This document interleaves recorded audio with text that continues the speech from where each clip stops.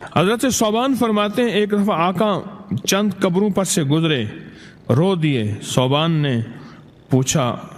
تو آپ نے فرمایا میں نے اللہ سے دعا کی کہ ان کے عذاب میں تخفیف ہو جائے، اور صوبان اگر یہ لوگ رجب کا ایک روزہ بھی رکھ لیتے اور ایک رات عبادت کر لیتے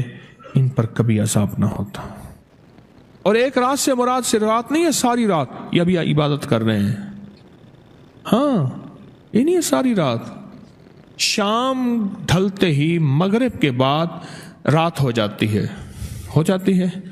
رات کا کچھ حصہ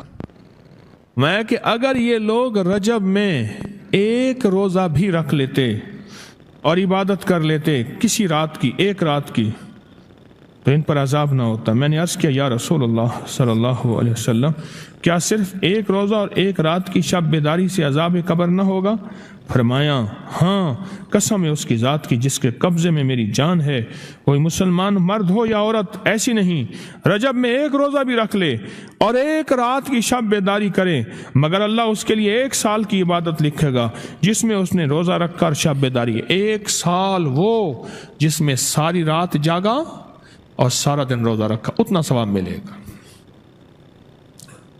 اور آپ نے فرمایا کہ اللہ کی طرف سے ایک منادی ندا کرتا ہے، اے رجب میں روزہ رکھنے والو اللہ کی پناہ میں جنت میں داخل ہو جاؤ۔ اور ہاں فرمایا کہ قیامت ہوگی تو پکار مچے گی، رجب کے ماننے والے کہاں ہیں؟ اس وقت حجاب کے اندر سے ایک نور نکلے گا جس کے پیچھے سے جبرائیل، میکائیل، اسرافیل ہوں گے، یہاں تک کہ رجب کے ماننے والے اس نور سے گزر کر پہنچ جائیں گے جو ان کے لیے تیار کیا ہوگا اور اللہ کو سجدہ کریں گے۔ اللہ پاک فرمائیں گے تم اپنا سر سجدے سے اٹھاؤ، یہ سب دنیا میں ادا ہو چکے ہیں، اب منازل عزت کی طرف چلو، اب منازل عزت کی طرف چلو، اب منازل عزت کی طرف چلو۔ اللہ اکبر۔ اور فرمایا مغفرت ہوتی ہے اور اللہ انبیاء کی توبہ قبول کرتا ہے۔ اس رجب کے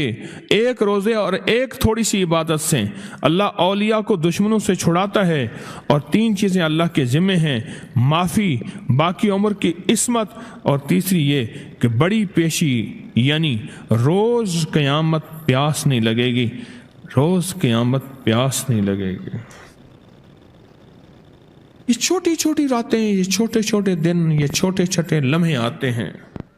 اور آتے اس لیے ہیں کہ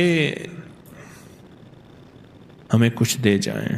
اگر اس کا غصہ ہے بھی ٹھنڈا ہو جائے، اگر اس کی ناراضگی ہے بھی ٹھنڈی ہو جائے۔